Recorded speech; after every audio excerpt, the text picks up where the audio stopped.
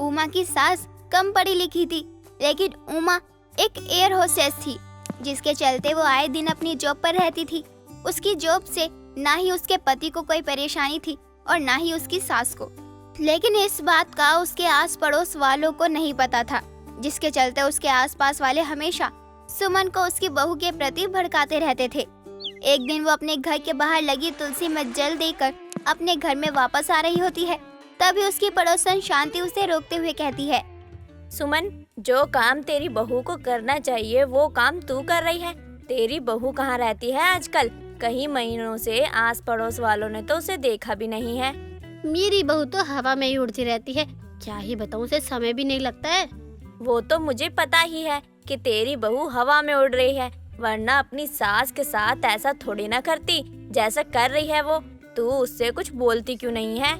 मैं उससे क्या ही बोलूं, मेरे कहने से थोड़ी ना वो हवा से नीचे आ जाएगी। वो तो जब नीचे मन करेगा आने का तभी आएगी। ऐसे कैसे नहीं आएगी? तू एक बार उससे ठीक से बात करके तो देख। उसकी जैसी बहुत सी हवा में उड़ने वाली को मैंने सीधा किया है। अगर वो तेरी बात ना मान रही हो तो उसे मेरे पास ले आ। आखिर पड़ोसी हूँ, मुसीबत के टाइम पर काम नहीं आऊंगी तो कब आऊंगी? लेकिन मुझे अपनी बहू के हवा में उड़ने से कोई एतराज नहीं है, मुझे खुशी है।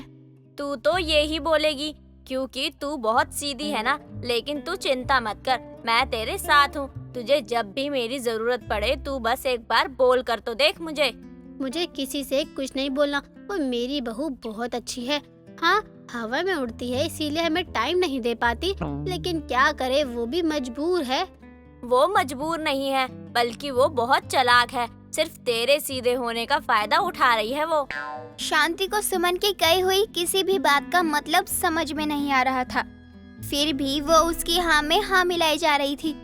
और दोनों की सारी बातें सुमन का बेटा दीपक सुन रहा होता है, जिसे सुनने के बाद वो अपनी माँ के पास आता है और उनसे बोलता है, अगर आप दोनों की चुगलियां खत्म हो गई हो तो क्या मैं अपनी माँ को अंदर ले जा सकता हूँ? वो क्या है ना, मुझे ना बहुत जोरों की भूख लगी है, कुछ खाने के लिए माँ बना देंगी।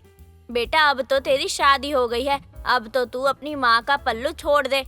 आंटी जी, मैं उन लड़कों में से नहीं हूँ जो बीवी के आते ही ना माँ को छोड़ दूँ। अरे माँ माँ होती है, बीवी बीवी होती है। अरे दोनों अपनी अपनी जगह बिल्कुल परफेक्ट होती है। ले सुमन, तेरा बेटा तो सच में जोरों का गुलाम हो गया है। आंटी जी, एक बात बताइए, आपका नाम किसने शांति रख दिया? शांति वाले तो कोई काम करती नहीं हो, जब देखो तब आग लगाने वाले काम में लगी रहती हो। मैं आग नहीं लगा रही हूँ, जो सच है वही बता रही हूँ। तेरी बहू अपनी सारी जिम्मेदारी छोड़कर आराम से अपने मायके में बैठी हुई है, फिर भी ना ही तू गुस्सा कर रही है और ना ही तेरा बेटा। आंटी जी, मेरी बीवी ना बहुत मेहनती है, वो अपनी सारी जिम्मेदारी ना बहुत अच्छे से निभाती है। वो तो मैं देख ही रही हूँ बेटा, तभी तो तेरी माँ बोल रही है कि मेरी बहू हवा में उड़ रही है। आंटी जी, मेरी माँ का कहने का मतलब था कि उनकी बहू एयर होस्टेस है, जिसके कारण वो हमेशा फ्लाइट में रहती है, इसलिए मेरी माँ कह रही है कि वो हमेशा उड़ती रहती है। दीपक इतना कहकर अपनी माँ को वहाँ से लेकर चला जाता है और उनकी बात सुनकर शांति अपना सर पकड़ लेती है और अपने आप से बोलती है, सुमन भी अजीब ही है, बोलेगी कुछ और उसका मतलब होगा कुछ। इसकी बातें सुनना यानी अपना टाइम खराब करना। अब तक तो मैं कितना काम कर लेती। शांति इतना कहकर घर के अंदर चली जाती है और अपने कामों में लग जाती है। वहीं दूसरी तरफ दीपक अपनी माँ को घर के अंदर लेकर जाता है और उसे समझाता है कि वो किसी की बातों पर ध्यान ना दिया करे। तभी वो बोलती है, बेटा, मैंने उसको बहू के बारे में कुछ भी गलत नहीं बोला है, बल्कि वही मेरी बहू की बुराई कर रही थी। माँ, मैं जानता हूँ, लेकिन वो इसलिए कह रही थी ये सब कुछ क्योंकि आपने जो बोला ना उन्हें कि आपकी बहू हवा में उड़ती रहती है, तो उनको लगा कि आपकी बहू मायके में रहती है और घर के सारे काम हमें करने पड़ते हैं और वो खुद मायके में बैठी है, वो भी महारानी की तरह। बेटा, लेकिन मैंने तो ये सब बोला ही नहीं था। माँ, मैं जानता हूँ आपने कुछ भी ऐसा नहीं बोला था, लेकिन उन्होंने ना यही मतलब निकाल लिया था, इसलिए ना आगे से ना आप उनके आगे कुछ भी मत बोलना और किसी को ये तो बिल्कुल मत बोलना कि आपकी बहू हवा में उड़ती है। सिंपल में बोलो ना माँ कि आपकी बहू जॉब करती है, बस बात खत्म। अच्छा हुआ बेटा तूने मुझे बता दिया, वरना मैं पता नहीं किस किस को यही बोल देती कि लोग मेरी बहू को गलत समझ लेते हैं। वैसे कब आ रही है मेरी बहू? माँ, बस अभी कुछ खाऊंगा पीऊंगा, उसके बाद आपकी बहू को लेने के लिए चला जाऊंगा। और हाँ, आपको अंदर इसीलिए तो लाया था मैं क्योंकि आपको बताना था उसकी 10 बजे की फ्लाइट है। ठीक है, मैं जल्दी से तुझे कुछ बनाकर दे देती हूँ, तू खाकर निकल जा ताकि मेरी बहू को इंतजार ना करना पड़े। उमा के आने की खबर सुनकर सुमन बहुत खुश हो जाती है और रसोई में जाकर जल्दी से नाश्ता तैयार करके अपने बेटे को देती है।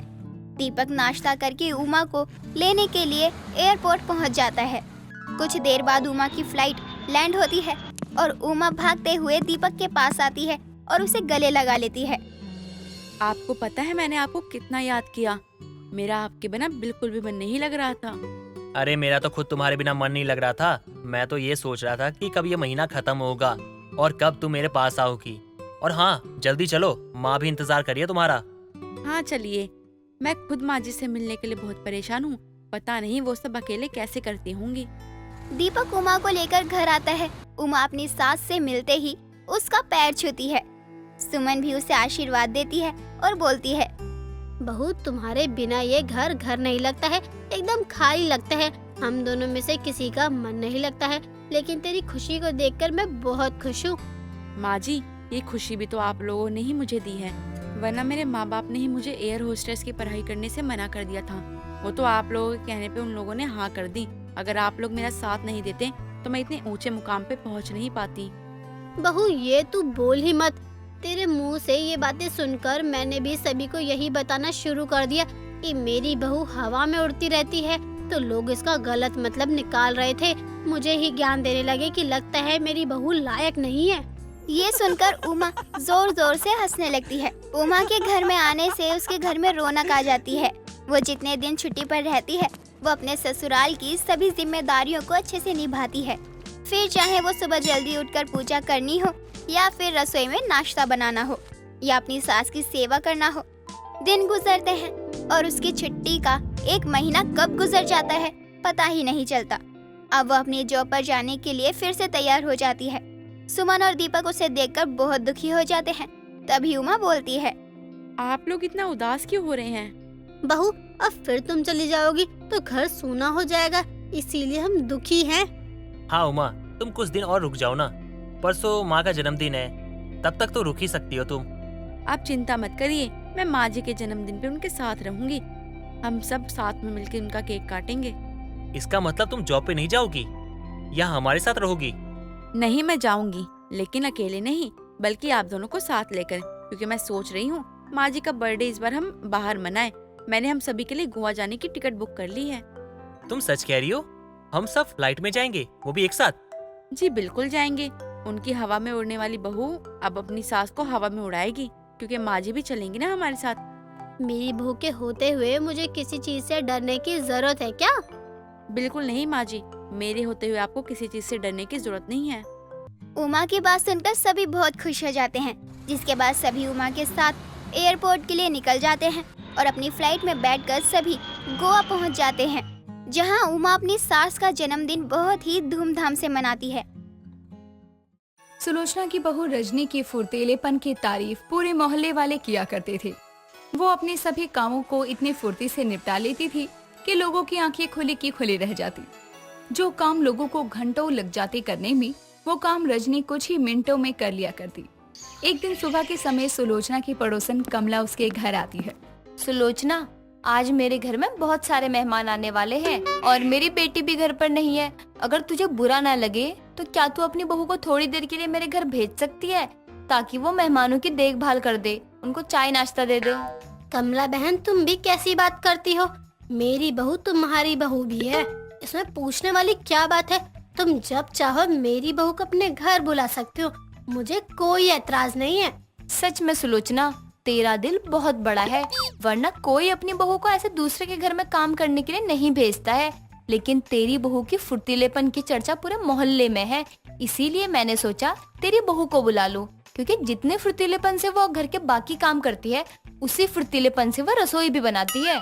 हाँ, ये बात तो तुमने सही कही।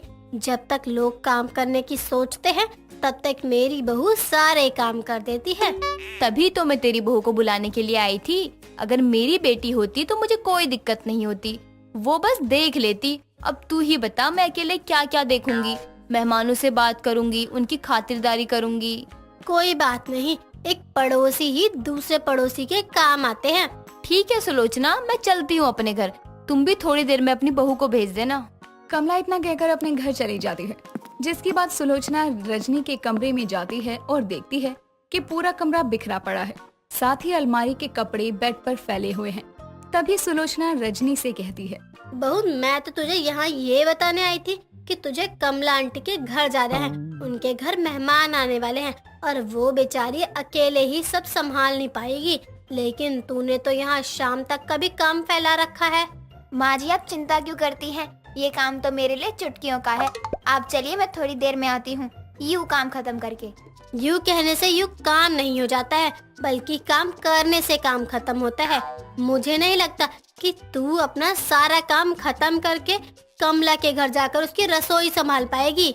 माँ जी मैंने कहा ना कि आप चिंता मत कीजिए, मैं सब देख लूंगी। मैं अपना काम भी खत्म कर लूंगी और कमला आंटी की मदद के लिए भी चली जाऊंगी। वो तो तेरा बिखरा हुआ कमरा देखकर ही लग रहा है कि तू कितनी मदद कर पाएगी कमला के घर। सुलोचना इतना कहकर वहाँ से चली जाती है।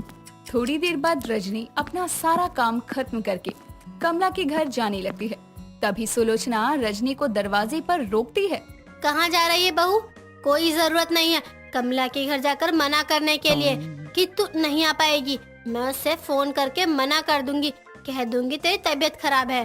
माँ जी जरूरत क्या है उन्हें मना करने की? मैं तो जा ही रही हूँ उनके घर उनकी मदद करने के लिए। अच्छा, और जो तूने अपना पूरा कमरा फैला रखा है उसका क्या? माँ जी मैंने वो सब सेट कर दिया है। लगता है आप भूल गई हैं कि आपकी बहू फुर्तीली बहू है जो हर काम को झटपट कर देती है। मैं आती हूँ थोड़ी देर में। रजनी इतना कहकर कमला के घर जाती है, जहाँ बहुत सारे मेहमान बैठे हुए थे। तभी कमला रजनी के पास आती है। बहू मैं कब से तेरा इंतजार कर रही हूँ, मुझे लगा कि तू नहीं आएगी।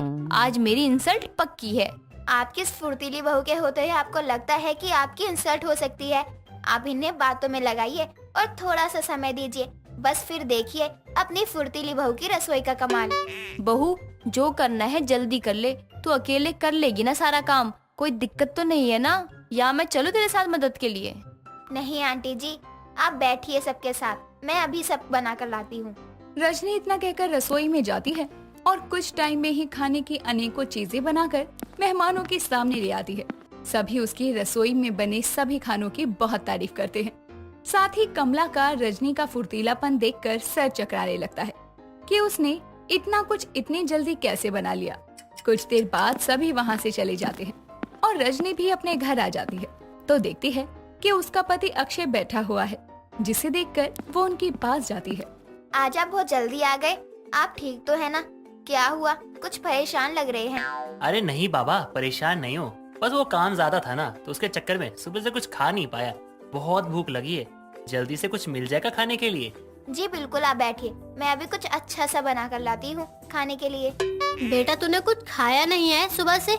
मेरी बात मान तो कुछ बाहर जाकर खा ले, बहुत जल्दी क्या ही बना पाएगी।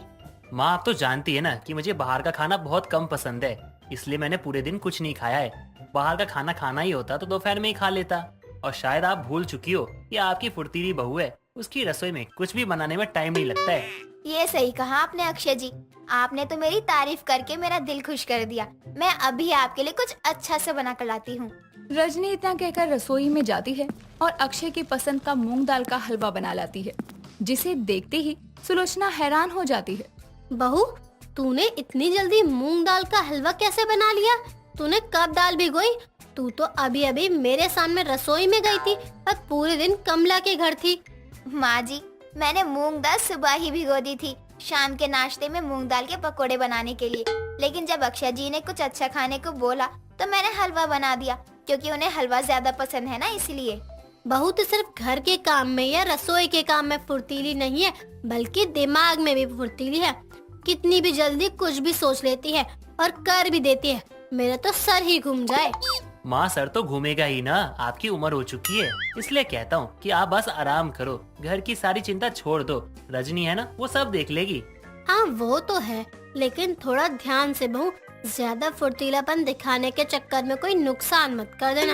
अब मैं जा रही हूँ अपने कमरे में, हलवा बच गया हो तो मेरे कमरे में भिजवा देना। सुलोचना इतना बोलकर अपने कमरे में चली जाती है। कुछ देर बाद रजनी हलवा लेकर सुलोचना के कमरे में आती है और उसे हलवा देती है। बहू अब भूख नहीं है मुझे, मेरे लिए रात का खाना मत बनाना, मैं नहीं खाऊंगी। जी माँ जी। रजनी इतना कहकर अपने कमरे में चली जाती है और अगले दिन सुलोचना उठकर बाथरूम में जाती है तो टोटी में पानी नहीं आ रहा था। सुलोचना हॉल में जाती है तो देखती है कि अक्षय भी टॉवल में पूरे घर में घूम रहा है। तभी उन्हें बाहर से शोर सुनाई देता है। दोनों बाहर निकलकर देखते हैं तो सभी मोहल्ले वाले पानी न आने पर एक दूसरे से बहस कर रहे थे और सुलोचना कमला के पास जाती है। क्या हुआ कमला बहन, ये मोहल्ले में किस चीज का शोर हो रहा है? पानी क्यों नहीं आ रहा? पानी की पाइपलाइन में कोई दिक्कत हो गई है क्या? हाँ सुलोचना बहन, सुनने में आया है कि 3 दिन पानी नहीं आएगा। हमारे तरफ की पानी की पाइपलाइन टूट गई है, काम चल रहा है, इसीलिए इन्होंने सिर्फ 2 घंटे के लिए रात में पानी दिया था। कब आया कब चला गया किसी को पता भी नहीं चला। माँ, अब मैं ऑफिस कैसे जाऊँगा और खाना पीना कैसे बनेगा? बिना पानी के तो कुछ भी नहीं होगा। मोहल्ले में पानी न आने की वजह से सभी परेशान होते हैं। तभी रजनी मंदिर से घर आती है और मोहल्ले में भीड़ देखकर अपनी सास के पास जाती है। क्या हुआ माँ जी, किस बात की भीड़ लगी है सुबह सुबह? बहू, जब पानी नहीं आ रहा तो तू नहाई कैसे? पूरे मोहल्ले में पानी नहीं आ रहा है। हाँ माँ जी, पता है मुझे। मैं कल रात में जब सब्जियाँ लेने गई थी तभी मैंने टूटी हुई पाइपलाइन देख ली थी। तो जब रात में 1 बजे पानी आया तो मैंने छत पर रखी दोनों टंकी में पानी भर लिया था और रसोई का भी सारा काम खत्म कर लिया, खाना भी बना लिया था। तो हमें पानी के लिए परेशान होने की जरूरत नहीं है। रजनी का फुर्तीलापन देखकर सभी मोहल्ले वाले दंग रह जाते हैं। जहां मोहल्ले वाले पानी की बूंद के लिए तरस रहे थे, वहीं रजनी के फुर्तीलेपन की वजह से सुलोचना के घर में पानी की कोई भी परेशानी नहीं होती। सोनम बहुत ही सुंदर थी, उसको अलग अलग ब्रांड के कपड़े पहनना अच्छा लगता था। सोनम कभी ज़ारा तो कभी H&M से शॉपिंग किया करती। वो ऐसे ब्रांड्स पर पैसे उड़ाती और हमेशा उसकी यही आदत थी। ऐसे ही एक दिन सोनम अपनी माँ सरला के पास जाती है। माँ, मुझे कुछ पैसे दे दो। क्यों? कुछ पैसे क्यों चाहिए तुझे? माँ, आप बहुत सवाल जवाब करती हो। आपकी बेटी को पैसे देने के लिए इतने सवाल करना जरूरी है क्या? हाँ, बहुत जरूरी है। मुझे पता है ना तुम मेरे पैसों को कैसे पानी की तरह बहा देती है। बस आपको तो पता ही है ना कि मुझे पैसे किस लिए चाहिए। ज़ारा में एक बहुत ही हॉट एंड सेक्सी ड्रेस आई है, वो ही लेना है। अच्छा, वो ड्रेस कितने की है वैसे? वो ही बस 25,000 की है। 25,000 बस लगते हैं तुझे? पैसे क्या पेड़ पर उगते हैं? चल, मैं नहीं दे रही। माँ प्लीज दे दो ना, जब मेरी जॉब लगेगी तो मैं आपको दे दूंगी, उधार ही समझ कर दे दो। तू और जॉब पर जाएगी? घर में कुंभकर्ण की तरह सोती रहती है और तू जॉब पर जाएगी? माँ, मैं आपके आगे हाथ जोड़ती हूँ, प्लीज पैसे दे दो। सोनम बार बार सरला के आगे हाथ जोड़ने लगती है और पैसे मांगने के चक्कर में पूरे दिन उसके पीछे पीछे घूमती है। सोनम को ऐसा करता देखकर सरला परेशान हो जाती है और गुस्से में कहती है, सोनम, मेरे आगे पीछे घूमना बंद कर दे, वरना 2 थप्पड़ मार दूंगी, समझी? माँ, आप मुझे 4 थप्पड़ मार लेना, लेकिन अभी पैसे दे दो, पक्का अगली बार से नहीं मांगू। ठीक है, ये आखिरी बार है। अगर तुझे अपने कपड़े लेने हैं तो खुद जाकर कमा। सरला इतना बोलकर अपने कमरे में जाती है और अलमारी से 25,000 निकाल कर सोनम को दे देती है। पैसे देखकर सोनम बहुत खुश होती है और जल्दी से जाकर ज़ारा से ड्रेस ऑर्डर कर देती है। ऐसे ही दिन बीतते हैं। सोनम आए दिन अपनी माँ से पैसे मांगकर न्यू ब्रांड के कपड़े खरीद। कुछ समय बाद सोनम की जॉब एक बड़ी सी कंपनी में लग जाती है, जहाँ उसकी मुलाकात निकिता नाम की एक लड़की से होती है। दोनों कुछ ही समय में दोस्त बन जाते हैं। ऐसे ही एक दिन सोनम अपनी ज़ारा की ड्रेस पहनकर ऑफिस जाती है और निकिता को कहती है, देख निकिता, मेरी ज़ारा की ड्रेस कैसी लग रही है? अच्छी है, लेकिन ऑफिस में ना बस ऑफिशियल ड्रेस ही पहननी होती है। ये सब तो कोई इवेंट या पार्टी में पहनना अलाउ है। लेकिन मुझे तो इसके बारे में कुछ पता ही नहीं था। कोई भी बहाना बना दियो, वैसे भी एक बार तो गलती माफ होती ही है। हाँ, तू सही बोल रही है। वैसे तेरा ये सूट तो बहुत अच्छा लग रहा है, कहाँ से लिया? ये सूट बहुत महंगा है, एक महीने की पूरी सैलरी चली जाती है। बहुत महंगा ब्रांड है। अच्छा, कौन सा ब्रांड है ये जिससे पूरे महीने की सैलरी चली जाती है? पराडा ब्रांड है, इसमें ना घर चला जाएगा। पराडा? ये ब्रांड तो मैं पहली बार सुन रही हूँ, लगता है कहीं बाहर देश की कंपनी का है। ये इटालियन की है। इसको इटालियन लग्जरी फैशन हाउस ने बनाया है। यहाँ बच्चों से लेकर हमारी उम्र के सभी लोगों के लिए कपड़े मिल जाते हैं। अच्छा है यार, इसका लुक भी बहुत अच्छा लग रहा है। हाँ खैर, ये सब छोड़ और अपने काम पर ध्यान दे। वरना इस पराठा की जगह हम दोनों को पर्दे में घुमा देंगे। निकिता की बात को सुनकर सोनम और निकिता दोनों हंसने लगते हैं और अपनी अपनी सीट पर जाकर बैठकर काम करने लगते हैं। ऐसे ही वक्त गुजरता है और सोनम निकिता को रोज पराठा सूट पहनता देखकर उसके बारे में सोचती रहती। ऐसे ही एक दिन सोनम खाने की टेबल पर बैठकर खुद से बोलती है, ये पराठा का सूट मेरी आंखों के आगे से जाता ही क्यों नहीं है? बार बार निकिता का सूट याद आ जाता है। क्या करूं, खरीद लूं क्या? लेकिन अगर माँ को पता चला तो वो बहुत मारेंगी। लेकिन अपना मन भी तो नहीं मार सकती हूँ ना, कुछ तो करना ही पड़ेगा। सोनम खुद से बातें कर रही थी कि तभी सरला खाना लेकर आती है और उसको देखकर बोलती है, क्या हुआ? ऐसा क्या सोच रही है कि खाने पर ध्यान ही नहीं है? खाना खाएगी अपने विचारों से ही पेट भर लेगी। कैसी बातें कर रही हो? खाना तो खाऊंगी ही। वो ऑफिस का थोड़ा काम था, उसके बारे में ही सोच रही थी। आप तो बस खाना दो, बहुत तेज भूख लगी है। सरला सोनम को खाना देती है और वो खाना खाकर अपने कमरे में चली जाती है। ऐसे ही वक्त गुजरता है और गुजरते वक्त के साथ उसको पराठा सूट पहनने की उत्सुकता बढ़ती जाती है।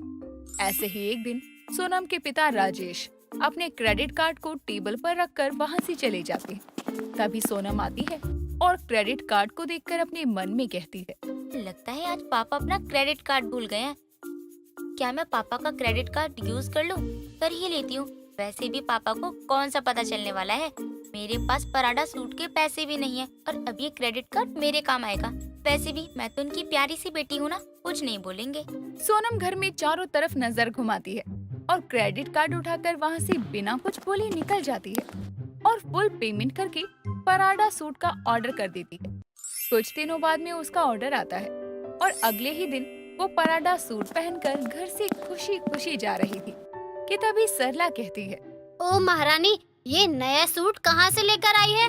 माँ भूल गई क्या? मैं अब कमाने लग गई हूँ और मुझे ये सूट पसंद आया तो मैंने खरीद लिया। अच्छा, ये सूट कितने का लेकर आई है? देखने में तो बहुत ही महंगा लग रहा है। महंगा कहाँ है माँ, बस 10,000 की तो है। इतना तो सस्ता है ये। सच्ची? तू इतने सस्ते कपड़े कब से पहनने लग गई? माँ, मुझे अब पैसों की कीमत पता चल गई। पैसे कमाने में कितनी मेहनत लगती है और उड़ाने में बस 5 मिनट। चलो मैं ऑफिस के लिए लेट हो जाऊंगी। सोनम इतना बोलकर घर से निकल जाती है और कुछ दूर चलने पर सोनम की पड़ोसन विमला मिलती है और सोनम को देखकर विमला कहती है, अरे सोनम बेटा, आज ये सूट पहनकर कहाँ जा रही है? आंटी जी, आपको तो पता ही है ना कि मैं जॉब करती हूँ। आपकी बेटी की तरह घर में बेरोजगार तो नहीं बैठती। अच्छा, ये तेरा सूट बहुत अच्छा लग रहा है। कितने का लाई है? ऐसा वैसा सूट नहीं है, ये पराठा का सूट है। पराठा इतना महंगा है, आपकी बेटी के 10 कपड़े आ जाएंगे उसमें। महंगा ही है या फिर कपड़ा भी अच्छा है? ला दिखा तो जरा, छू कर देखूं। दूर से बहुत महंगा कपड़ा है, हाथ मत लगाओ इसको। पूरे 50,000 का है। कितने? पूरे 50,000। ऐसा भी क्या है जो 50,000 का दिया है? बाकी कपड़ों की तरह ही तो है। आप सस्ते कपड़े पहनने वाले लोग ब्रांड के बारे में क्या ही जानोगे। खैर मुझे जाने दो, मैं सस्ते लोगों से बात नहीं करती। सोनम इतना बोलकर वहाँ से ऑफिस के लिए चली जाती है और सभी को अपने पराठा सूट दिखाकर इतराने लगती है। एक तरफ सोनम खुश थी तो दूसरी तरफ राजेश अपने फोन में मैसेज देखता है कि उसके अकाउंट से 50,000 कट गए हैं। राजेश घर आते ही सरला पर चिल्लाने लगता है कि इतने में विमला आती है। क्या हुआ भाई साहब, आप सरला पर इतना क्यों बरस रहे हो? कोई बात हो गई है क्या? क्या बताऊं बहन जी, ये मेरी पत्नी है और इन्होंने मेरे क्रेडिट कार्ड से 50,000 की शॉपिंग की है और अभी झूठ बोल रही हैं कि इसने कुछ नहीं लिया। 50,000? राम राम राम भाई साहब, ये सरला ने नहीं बल्कि आपकी लाडली बेटी सोनम ने खर्च किया होगा। कोई पर्दा का सूट पहनकर घूम रही है। मुझे तो पक्का यकीन है उसने ही लिया होगा। मैं भी इनको यही समझा रही हूँ जब से कि मैंने कुछ नहीं किया, पर ये है कि मुझ पर भरोसा ही नहीं कर रहे। और मैंने सोनम को सुबह नए सूट में देखा तो मुझे भी अजीब लगा, पर ज्यादा नहीं पूछा मैंने। आने दो आज उसको घर, आज तो उसकी खैर नहीं। ज्यादा ब्रांड के कपड़े पहनने का शौक है ना, आज उसका पराठा सूट निकालता हूँ मैं। राजेश को सोनम पर बहुत गुस्सा आता है और शाम को जब सोनम घर आती है तो राजेश और सरला दोनों उसके ऊपर एक साथ बरस जाते हैं और उसे बहुत सुनाते हैं। उसके सारे क्रेडिट कार्ड और सैलरी भी ले लेते हैं और आगे कभी उसके कपड़े खरीदने के लिए उसे पैसे नहीं देते। ये सब देखकर विमला बहुत हंसती है और मन में कहती है, बड़ी आई पर्दा सूट पहनकर इतराने वाली। मुझे बोल रही थी ना कैसा सबक सिखाया, अब तो कुछ खरीद नहीं पाएगी। बिमला से पंगे ले रही थी, इसको नहीं पता बिमला से पंगे लेने वाला मतलब अपनी जिंदगी खराब करना। आगे से मुझे और मेरी बेटी के बारे में चू भी नहीं करने वाली। विमला सोनम को देखकर बहुत हंसती है और इस तरह से पराडा सूट पहनने वाली का सारा शौक धरा का धरा रह जाता है।